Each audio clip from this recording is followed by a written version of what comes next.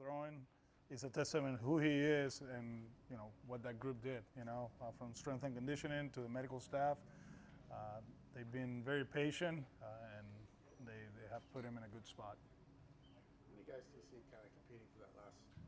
There's kind of one rotation spot kind of up for grabs. How many guys do you see kind of in the mix? I think we decide that in a few weeks, to see where we at with certain guys, including Sandoval, right? Just how healthy they are, and we go from there. But everybody's going through their progressions. Cutter had an up and down today, another good day. I saw the first part of it. Stuff was good. Vila wasn't great, but as far as the actions of the pitches, I was very pleased. So just making sure everybody's healthy, and we'll go. But we got plenty, which is great, right? I think the more the better. We learned that last year. We thought we had a lot when I was sitting here, and then we had to call up some kids that, they're very talented, but we never expect them to be part of the equation. Is Crawford behind? Oviedo? Yeah. Physical, good stuff. He communicates great with the pitching group. We saw him last year at one point, right? I think the happiest guy in this camp, to see him in the clubhouse and working out with him with Roman, But I don't want to say he's a work in progress, but there's a lot of things that we can help him to accomplish and have the total package, right? But right now, who he is good enough to be a good big leaguer. What is the total package? What is the idea? I think the secondary pitches comes into play. Getting healthy, getting him out there every 5 days is very important for him. He's been through the up and downs of that, but I think extension is a lead. The fastball is really good, and just making sure we hone in the secondary pitches. Is Crawford not facing hitters yet because of the flu last month? Did that set him back? Not sure. Yeah. Do you know when he might do a live VP or? I think the next one is a bullpen, and I think after that one is one inning of live VP. And with Oviedo, I know he has like a minor league option, so is that helpful just to have? You mentioned kind of like working. Not only him, yeah. There's a lot with options, and where we at as an organization, as a team, sometimes that plays into decisions, and that's what good teams do, right?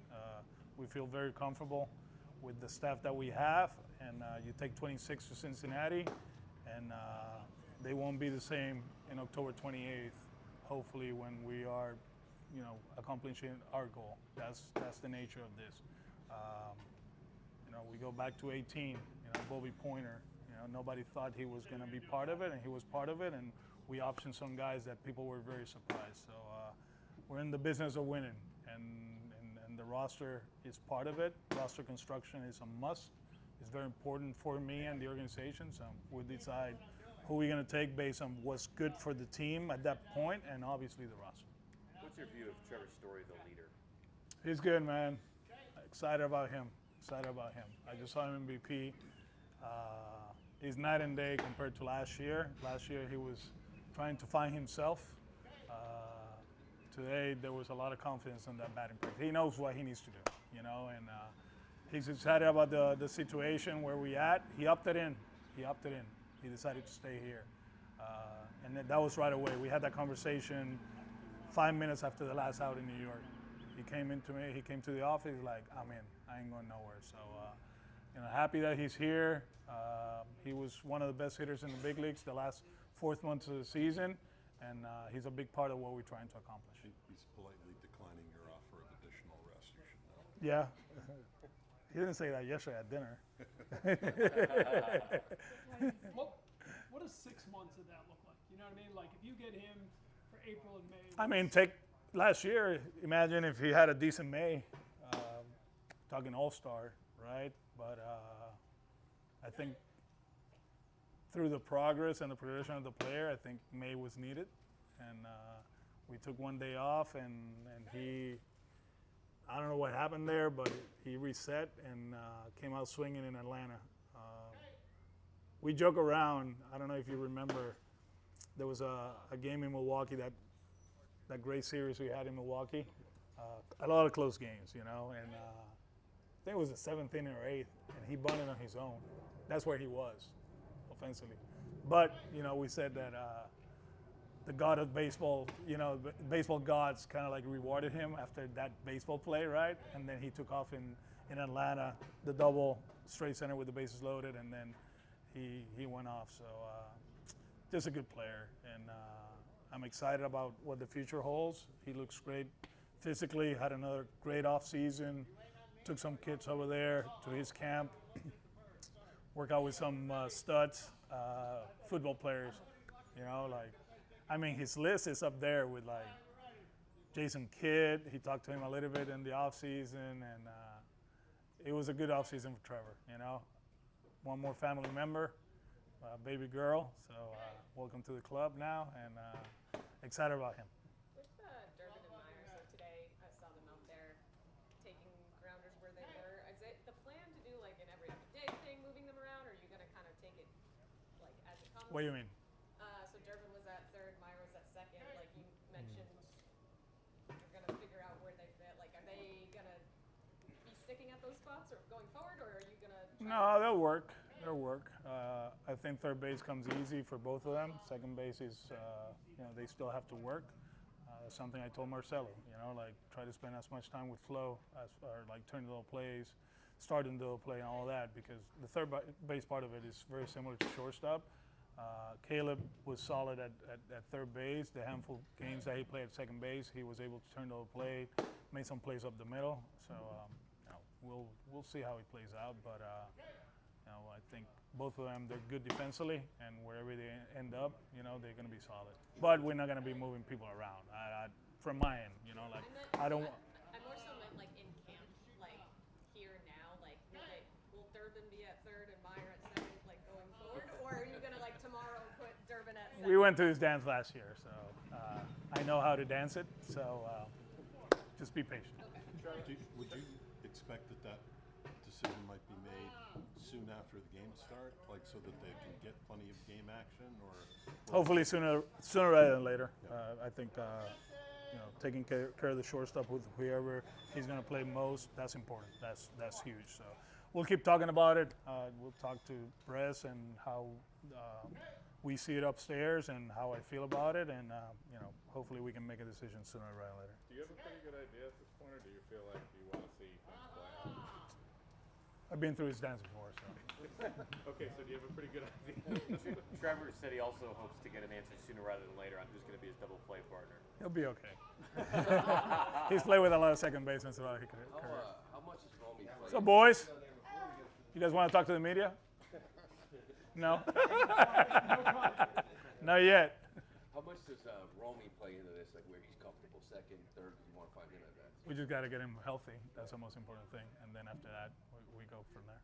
Do you have an idea like when he might be able to start getting out there? Or is it Not still yet, kinda not yet. I mean, he's playing catch and all that, not swinging as much, so he's behind. He's behind. What have you learned about Rangers' personality so far? I talked to a few people from the Phillies, with two of them, with Kyle and Dave, and what you see is what you get. It's like the whole no pulse, chill guy is real, and so far so good. That was very easy for him. Throw strikes, move the ball around, move on to the next one. It's just he's going to be really good for Bayo. He will be. We were talking a little bit yesterday or 2 days ago about Bayo with all the pitches that he has, but the changeup, we didn't have it last year, and he has some ideas, to share, with him. So it's good. It's good. I think you bring guys like that are very successful, not only during the regular season, but you saw what he did last year in October and what he's done before, and I think Brian will benefit from it. And have you ever taken notice, even from afar, of how he feels his position? That's something that's kind of Like easy, right? Yeah. Yeah, he loves it too. Yesterday we had that conversation about controlling 90 and being better at holding runners and all that, and he was in tune with it. He did too. Sonny did. So just very easy. Alex, been in this market a while. Earlier, Garrett was sharing a story that at the end of the year, a couple of people would say to him, "We had a great year, but you didn't get it done." Did you hear that from any fans or anything like that, especially losing to the Yankees? Nobody has to tell me that. I think 3 days in the playoffs is like nothing, you know? Yeah, I mean, we took a huge step as an organization. We struggle. We didn't make it to October, let's put it that way, right? But last year, the boys, they grinded. It looked hard towards the end, and you know we got rewarded. But 3 days is nothing. You know, it felt like just another series, you know, from the regular season. So it's unfinished business. We got to be better. We have to improve. And like I said before, the goal is for us to be playing in October 20th. You know, and if you do that, it means that you have accomplished a lot of good things, and you're one of the best teams in the big leagues. Did you hear any fans say anything or like that? Because he was No, it was weird back home.